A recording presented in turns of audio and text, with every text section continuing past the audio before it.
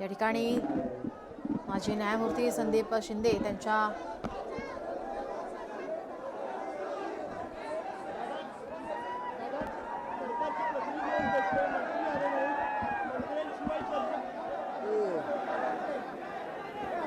File वाचायला आम्हाला द्या म्हणा शिंदे समितीला वाचायला.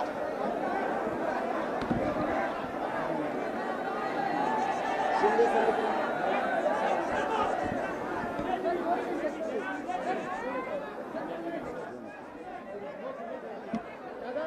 मंत्र्यांशिवाय झालेली चर्चा तुम्हाला मान्य आहे का? मंत्री आले नाही तर न्यायमूर्ती शिंदे आले आणि थोडं शांत बसा रे पोरा. प्रेस सुरू झाली आपली. शांत बसा मला काय शांत बसा. मला आवाज आहे ना पत्रकार बांधवाचा. शांत व्हा. तुम्हाला विजय पाहिजे का नाही पाहिजे? मग शांत बसा मला. तुम्हाला मला ऐकू द्या.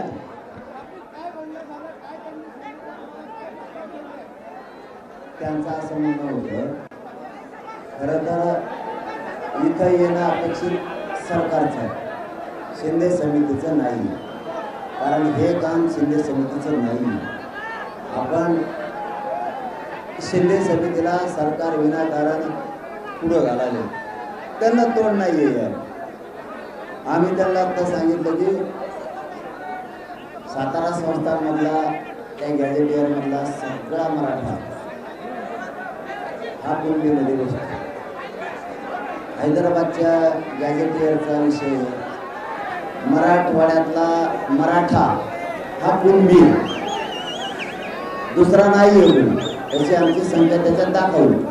ते सातारा संस्थांचा पण विषय ते आम्हाला आत्ता लागू पाहिजे. अंमलबजावणी सहित त्याच्यात आम्ही 1 घंटेची सुद्धा वेळ देणार नाही. 1 घंटेची सुद्धा.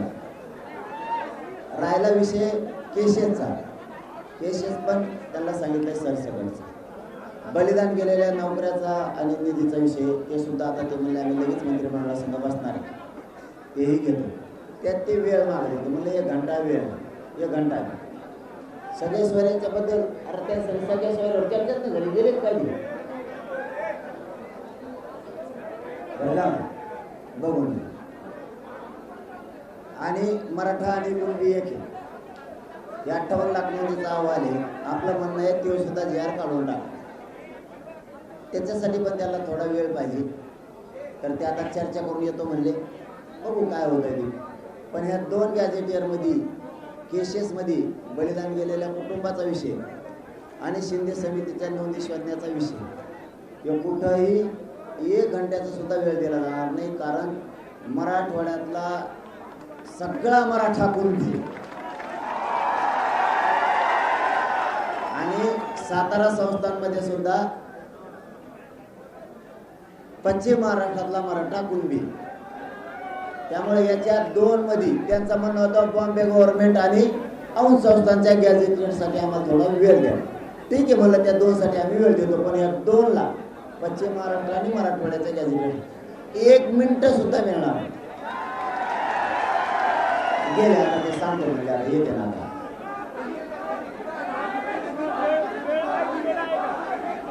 नाही लगेच ते म्हणले निरोप देतो. राज्य मंत्रिमंडळाची बैठक बोलवतो म्हणजे लगेच असं म्हणल्याच बोले. राज्य मंत्रिमंडळाची बैठक म्हणजे आपल्याला पहिल्यापासून माहिती ते तिथंच खात असते. पण तिथंच लगेच नसते ओळून बसायचं असं झालं सुरू. काय आम्हाला सगळं नाही झालं. काही नाही. दादा मंत्र्यांशिवाय चर्चा तुम्हाला मान्य आहे का? मंत्र्यांनी मुख्यमंत्र्यांनी इथे यावं आणि मराठा समाजाची चर्चा करावी अशी मागणी आहे का?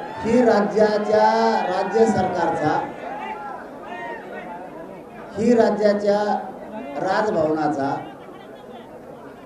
दोन्ही कायदेमंडळाचा राज्य विधानमंडळ आणि विधान परिषदेचा मुख्यमंत्र्याकडून अपमान शिंदे समितीला पाठवणं म्हणजे राज्याचा आणि राज्य सरकारचा दोन्हीचा पण अपमान देवेंद्र फडणवीस साहेब करतात. कारण हे काम शिंदे समितीचं नाही. दोन्हीचा पण अपमान. राज्यपाल भवनाचा अपमान मुख्यमंत्र्यांकडून होतोय. राज्य मंत्रिमंडळानं चर्चा करायला जायला पाहिजे तर शिंदे समितीला पाठवलं जातं. हे साफ चूक आहे.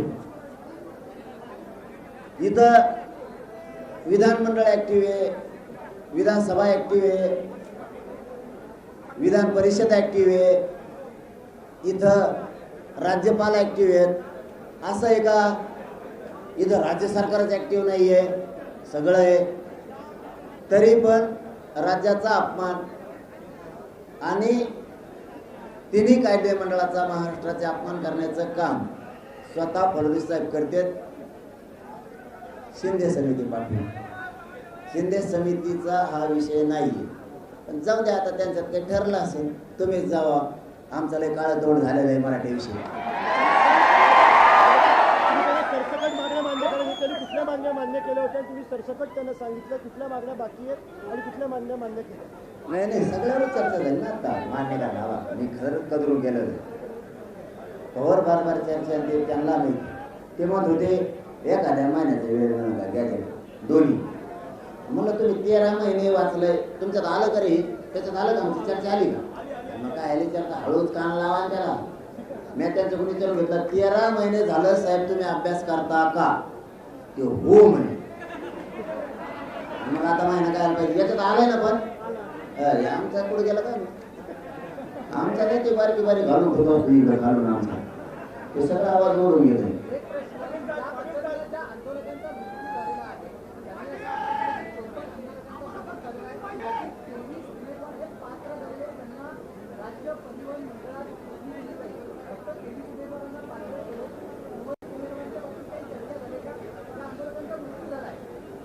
काय माहिती तुम्हाला सरकारचा प्रमुख कसा असावा याच्यावर. तुम्ही जर बलिदानामध्ये बहीण बघणार नसले तर ही राज्यासाठीची वाईट विषय. आत्महत्या हे बलिदान त्यांनी दिलंय बलिदान. त्याच्यात नाटक नसा. बलिदान गेलं, त्याचे लेकरं बाळ वगैरे पडले, संसाराचे रात्रामुळे सगळ्यांना लगेच नोकरी आणि त्याचा निधी जाणं गरजेचं आहे. म्हणजे ते कुटुंब कसं बस, त्याचा माणूस तो वापस नाही येऊ शकत. कसं बस संसाराची घडी उभा करेल, लेकरा बाळा शिकून आणि मोठे करू शकत त्या निधीमुळं आणि नोकरीमुळे. त्यामुळं तिथं कसली कंट्रोल नाही. त्या सगळ्या ऑर्डर नोकऱ्याच्या आणि तिथं होणार केसेस मागच होणार सगळं. त्याच्यात काही कंट्रोल नाही.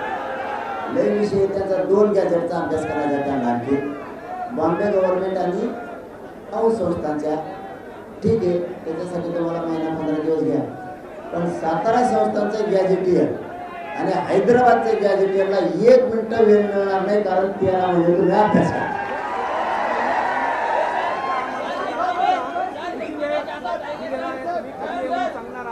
ते म्हणजे लगेच जातात आम्ही आता त्याच्याबद्दल निरोप पाठवतो तेव्हा माणूस येईल. थोडा वेळ घंटाभर वाटतो.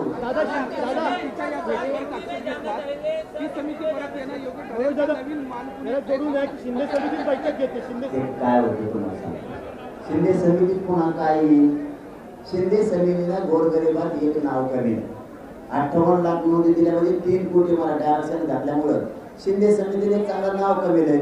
मराठी त्यांना माघारी बोलत नाही म्हणून त्यांना पाठवलं. याला थोपडत नाही इकडे यायला काय वाजार करणारे हे. शिंदे समितीची परत बैठक होते. सरकारी हस्तक्षेप नव्हतं, शिंदे कमिटी सगळं हँडल करते का? सांगितलं मग तुम्हाला शिंदे समिती कमी हँडल करते. तिने जरा नाव कमीलं, तिने मराठीचे मन जिंकले, तिने नोंदी शोधल्या, प्रमाणपत्र दिले, 3 कोटीपर्यंत मराठा आरक्षणात गेला. लोक शिंदे समितीला मानते. शिंदे समिती अशी मधून भडक्यातून जरी आली ना तरी आमचे पोरं वाट करून देते. हे काळ्या तोंडाचे झाले नाही. यांना पुढे येण्याचं हिंमत राहिला.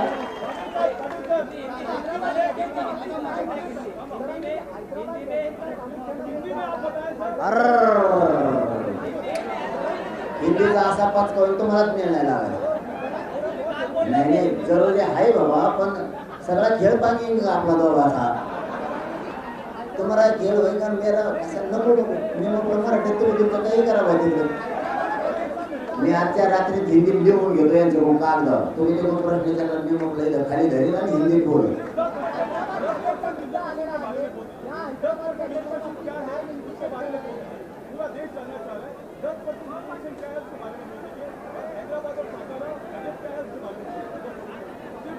आणि मग आता बोल काय बोललोय हिंदी चांगलं नका करू बाबा. मी उद्या त्याला तुम्ही जे प्रश्न आहेत ते लिहून द्या, त्याचे उत्तर मी लिहून घेतो. हिंदी वाचत नाही की मग ते बोलायला थोडं काय आहे, धावाधावाई होती कशाला मुंगळा करतात तुमचा मामला वेगळी त्याला पाच मिनिटं घेऊन सगळा.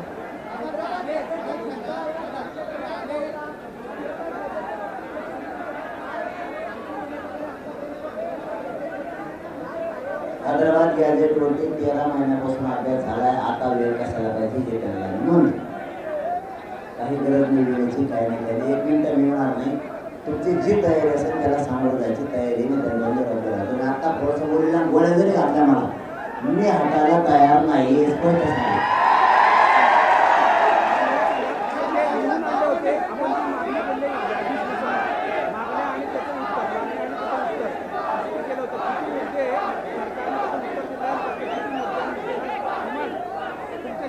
मराठा आणि कुणबी एक हे याच्यासाठी 58 लाख नोंदीचा आधार हे मी त्यांना सांगेन, त्याची अंमलबजावणी करून टाक. तर त्यांचं म्हणणं आहे आम्हाला ते काय नोटिफिकेशन करावं लागेल नाही, त्याच्यासाठी थोडा कालावधी लागेल. म्हणजे सगळ्या सोयऱ्यासारखा विषय कालावधी लागेल.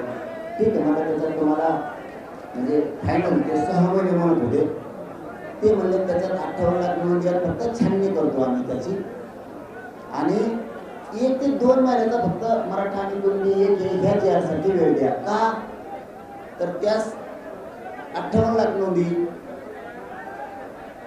आणि सगळ्या सोयऱ्यांचं सुसूत्रता आम्हाला त्याच्यात आणायची, तेवढ्यासाठी 6 महिन्याचा वेळ द्या. म्हणलं 1 मिनिट नाही मराठा आणि कुणबीसाठी बरं का, JR साठी. बट ते म्हणले मग 2 महिने, का की कायद्याचं सगळं फॉलो करावं लागेल आणि तुम्हाला सगळ्याला कळतंय कायदे थोडंसं करावं लागेल. तर ठीक आहे, त्याच्यावरही पाहिजे नाहीच म्हणत होते डायरेक्ट. ते मराठा कुणबी डायरेक्ट नाहीच म्हणत होते. कुठं काय का अभ्यासाला पटकन तुम्हाला हे नाही तर परत उद्याच्याला मी नका त्यांना वेळ मागितला दिला उद्या म्हणायची काही गरज नव्हती वेळ द्यायची 5 मिनिटाचं काम आहे. त्यांचं म्हणणं आहे ते त्याची जर आधी हे नाही काढली काय म्हणलं ते नोटिफिकेशन काढत नाही दिला आणखी नंतर म्हणलं मी 1 मिनिट बी नाही. एक मराठा आणि कुणबी JR काढायसाठी 1 मिनिट बी नाही नंतर म्हणलं. पण ते 6 महिन्याचं 2 महिने लागते का ते त्यांचं म्हणणं आहे 58 लाख नोंदी त्याची छाननी करून कायद्याचे फक्त आधी सुद्धा काढतो आम्ही आणि मग त्याला कायद्यात रूपांतरित करतो, म्हणजे ते महाराष्ट्रावर टिकत. आता त्यांना काढलं त्यामध्ये ते चान्सेस असते की कोर्टात टिकणार नाही असं. ठीक आहे म्हणलं मी आणखी काय त्याच्यावर बोललो नाही.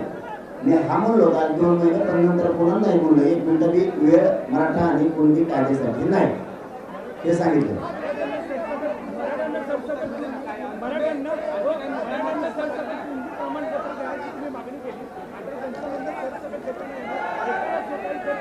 सरसकट देता नाही येणार तर त्याच्यावर आमची चर्चा झाली. तुम्ही सगळंच आमच्या गावावर बदलून नका राहू. तुम्ही लय चित्र दिसता, तुम्ही लय प्रश्न असे विचारले किंवा असा कार्यक्रम करता जो मागण आता गडबड आहे का काही. मराठा आणि कुणबी JR का एक आहे, ज्याला पाहिजे तो घेईन. ज्याला 97 गोळी वागायचं, 92 गोळी वागायचं, 98 गोळी वागायचं, 96 काय घेणार आम्हाला तसा उल्लेख करावा म्हणलं त्याच्यात. एवढी एक त्यांना मी मोबाईल दिली 1 मिनिट त्यांना तेवढ्याच मोबाईल दिली. मराठा आणि कुणबी JR काढा तुम्ही, त्यात एक मोबाईल दिली त्यांना. ज्याला घ्यायचे ती घेईन, ज्याला घ्यायचे घेणार नाही, संपला विषय. हे लोक 96 गोळी 75 गोळी राहणे हिडवाडे नाही आम्हाला काय नाही नाही आंदोलन मग घ्या शब्द नाही काढला त्याने, त्याला काय हे नाही. मी सांग ती शेणा काढू ती बघून घे नाही त्याने काय त्यांना काय करायचं, त्या आंदोलनाचा विषय नाही बघायला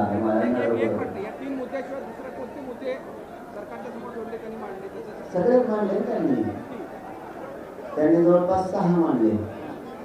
हैदराबादचे काही सातारा संस्थांचे काही मराठा आणि कुणबी एक मांडला, केशरचा एक मांडला. महाराष्ट्रातल्या सरसकट केसेस त्यांचं म्हणणं होते 54-52 केसेस असे आहेत तिथे जरा वेगळे आहेत. म्हणलं वेगळ्या म्हणजे कसे आहेत ते तर सांगा मला. जाळ पडतो सडकेपर्यंत ढकलेलं काय आमचं. पोलिसांनी आमचे डोके फोडले, त्यांच्यावरती कॅम्पाउंडरचा केस होणं गरजेचं ते 307 सामूहिक गट त्यांनी रचला 120 ब त्यांच्यावर दाखल व्हायला पाहिजे. सामूहिक गट रचलेला आहे त्यांनी आम्हाला. म्हणजे 5वा मुद्दा केशेचा झाला. 6वा मुद्दा बलिदान केलेल्या कुटुंबाचा आर्थिक निधी आणि नोकऱ्या आणि शिंदे समिती कायम ऍक्टिव्ह म्हणजे त्याच्यात काहीच बदल नाही. आता मागं काय राहिलं 7 झाल्यावर काय ध्यानात राहतं परत तिथे पुन्हा झालं. औंध संस्थान आणि बॉम्बे गव्हर्नमेंट मागं राहिलं. त्याच्यावर थोडा त्यांचा म्हणा अभ्यास करायचा. आणखी बाकी या दोनच राहिले काय. हा सगळे चर्चेत नाही राहिले. त्याच्या ध्यानात नाही माया ध्यानात नाही. आणि मग येतं ना घरी सगळे सोयऱ्याचं मूळ मुद्दा आमचा कसं काय कुठे गेलोय मुंबईतून.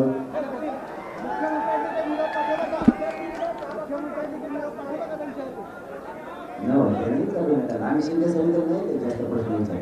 शिंदे समितीने चांगल्या स्वरूपाचं काम केलं.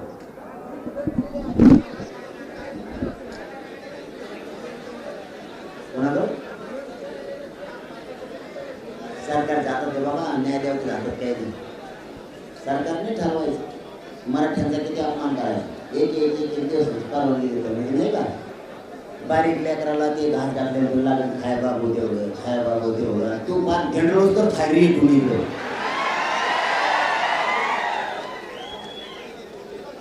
आम्हाला सगळं करतंय सरकार जातात हे.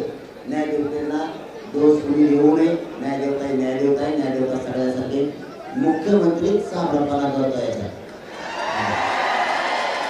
आणि मुख्यमंत्री आम्हाला वेळ नक्की देणार कारण इतके करोडो मराठी सगळ्या मुंबईत तिथं तुम्हाला दिसतात ते अख्ख्या मुंबईत हिंडते. फक्त माझी विनंती आहे तुम्हाला सगळ्याला गाड्या मैदानावर सुरक्षित लावा. म्हणजे पाऊस आला तुम्हाला झोपायला तुमच्या मैदानावर गाडीत जाता येईल.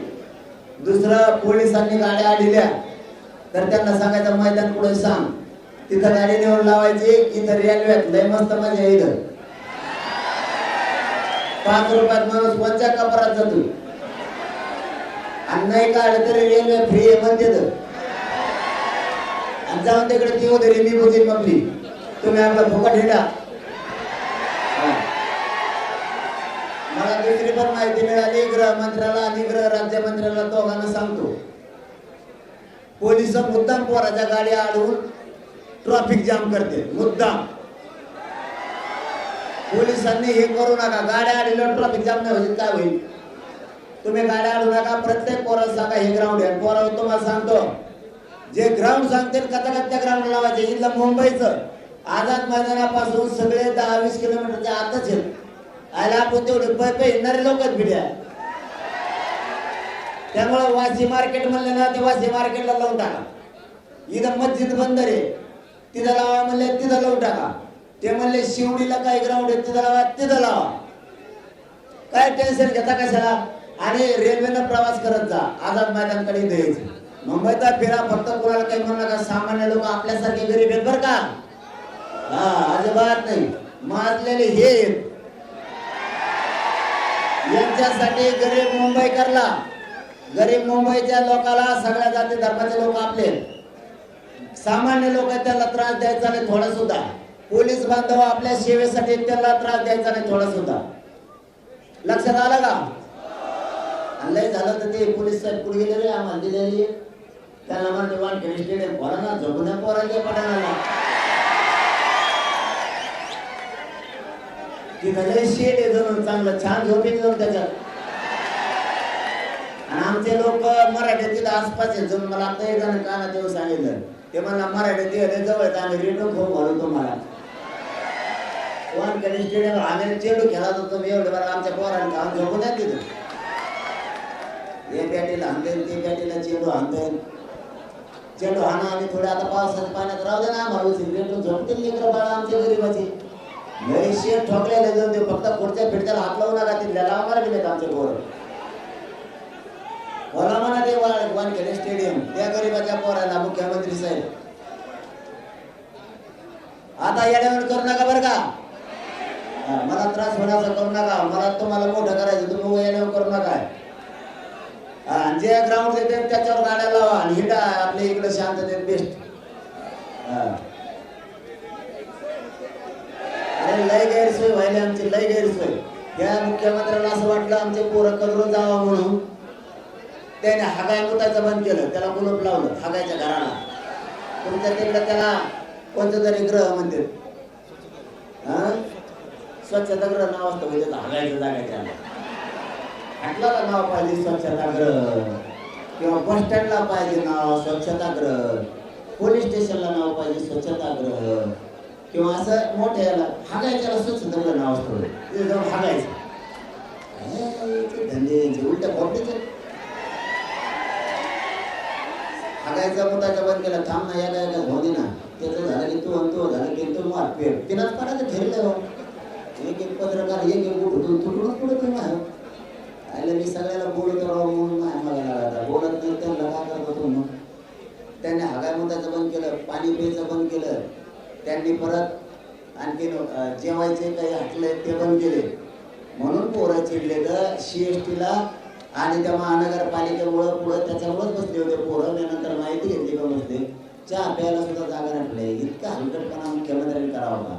आणि उद्याच्या तुम्ही आमचं पाणी बंद केलं पोराला प्यायचं, आणि तुमचे आमदार खासदार मंत्री आमच्या मराठवाड्यात ही दोघं थोडे त्याची पाईपलाईन आमच्या वावरातून गेली, आम्ही उकरून फेकल्या. काय करीन देऊ? तुमच्या आमदार खासदार मंत्र्याच्या पाईपलाईन आमच्या वावरातून, त्यांनी आमच्या पोलून लाईट नेलेली बऱ्याच आमदार मंत्र्यांनी मधून कापून टाकलं. आम्ही असलं घाण नाही वागायचं. मुंबई पेक्षा क्षेत्रफळानं, संख्येनं, महसुलानं महाराष्ट्र मोठा आहे. ते पोरही झाले म्हणून त्यांना असं मिठीच धरणार तुम्ही. अरे मुख्यमंत्री साहेब, तुम्हाला वाटत असेल त्याला चहा नाही, पाणी नाही, जेवण नाही मिळालं ते माघारी जाते, आणि ते येतानाच 15 दिवस गबाळ घेऊन आले. ते नाही ना मुले भारी पडण टापडण सगळं आणलंय. सगळं जेवण पाण्याचं सुद्धा आणलंय. ते पुन्हा पाणी आणायला बसले. उलट तुमच्या सरकारला पाणी पाहिजे ते बिगर याचे. पण करा त्रास सहन पोरं, आपल्याला जिंकून जायचंय. उगा येण्यामध्ये फक्त करोना कोणी आहो. चला धन्यवाद. झाला बासाई बाबा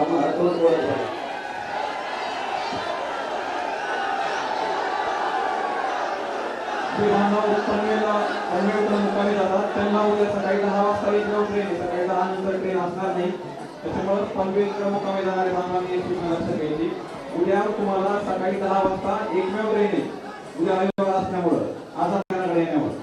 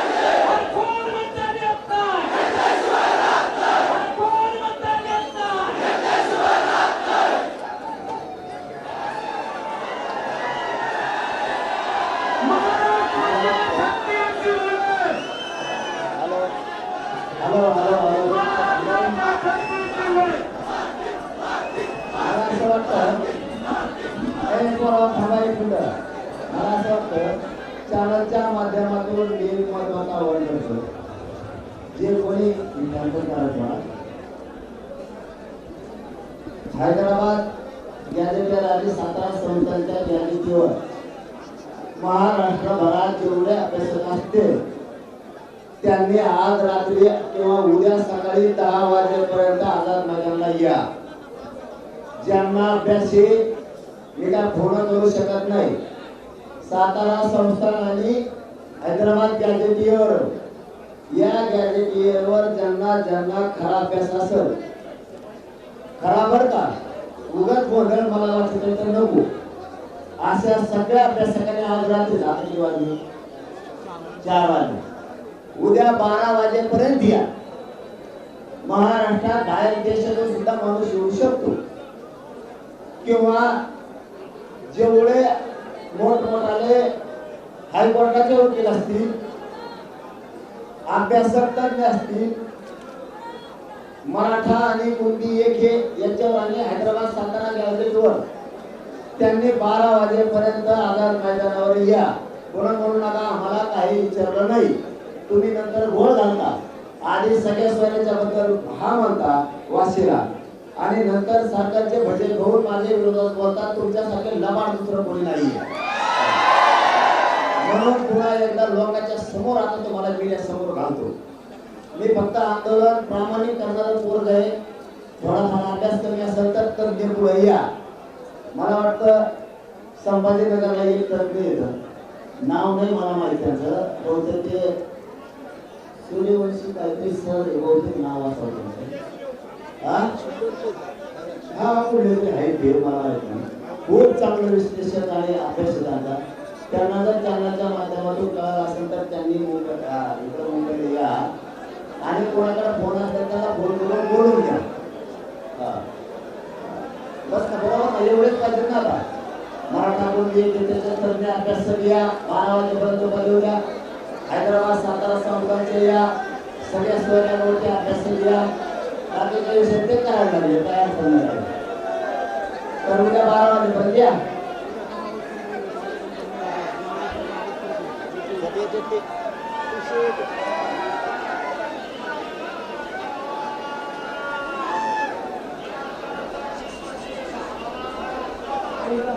हॅलो हॅलो हॅलो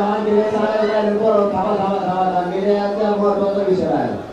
मीडियावाल्याला सांगायचं मुंबईमधल्या काही पोराला त्रास द्यायचा नाही. एकाला सुद्धा दादागिरी करायची वेळ मिळाला. एकानेही कोणाला मला त्रास द्यायचा नाही. नसता महाराष्ट्रात मराठी आंदोलन शांततेत सुरू करते, पुरा महाराष्ट्र नसल्याला बंद पडत. विनाकारण पोलीस चाव्या काढून घेतात मोटरसायकल. विनाकारण वाहनात त्रास देतात ते बंद करा म्हणून त्यांनी सांगायचं. तुम्ही ग्राउंड द्या, ग्राउंडला पोरं जात नसते तर मी जबाबदारी देतो, पण रस्त्यावर आढळून तुम्हीच डावं लागला जाऊन पोलिसांनीच गाड्या आणायच्या, पोराला माहिती ट्रॉफिक लावली. असलं खोटं नका, आमचं सगळं खेळू नका. विरोध ग्राउंड देऊन टाका आणि पोराला त्रास द्यायचा.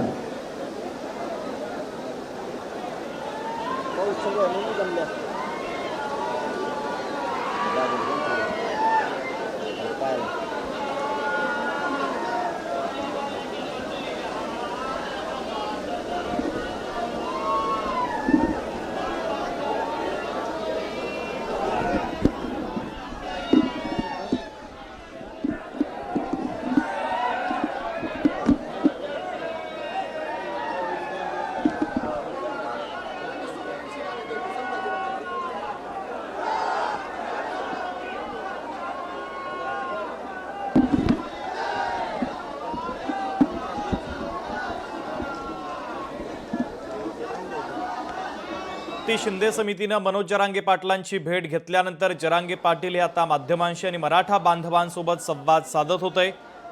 शिंदे समितीचं काम चांगलं आहे, त्यांच्यावर रोष नाही, मात्र राज्य सरकारनं आमचं ऐकून घेतलं पाहिजे असं जरांगे पाटलांनी म्हटलेलं आहे. सरकारनं चर्चेसाठी यायचं तर शिंदे समितीला पाठवलं जाते असं देखील जरांगे पाटलांनी म्हटलेलं आहे. शिंदे समितीला पाठवणं म्हणजे राज्याचा आणि सरकारचाही अपमान असल्याचं महत्त्वाचं विधान देखील जरांगे पाटलांनी केलेलं आहे.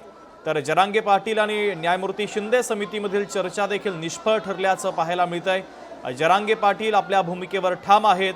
13 महिने समितीचा अभ्यास आहे, आता मुदत कशाला पाहिजे असा सवाल देखील आता जरांगे पाटलांनी शिंदे समितीला उपस्थित केलेला आहे. सरसगट समाजाला प्रमाणपत्र देता येणार नाही असं समितीचं म्हणणं आहे.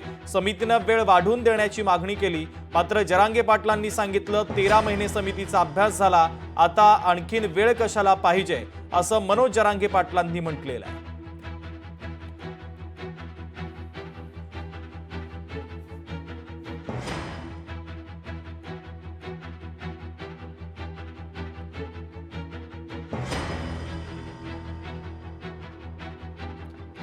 तर सातारा गॅझेटच्या संदर्भात देखील चर्चा झालेली आहे. हैदराबाद गॅझेटियरला देखील वेळ देणार नाही असं जरांगे पाटलांनी म्हटलेलं आहे. काय तो निर्णय घ्यायचा तो लवकरात लवकर घ्या, कोणत्याही प्रकारे मुदतवाढ आता मिळणार नाही असं जरांगे पाटलांनी म्हटलेलं आहे.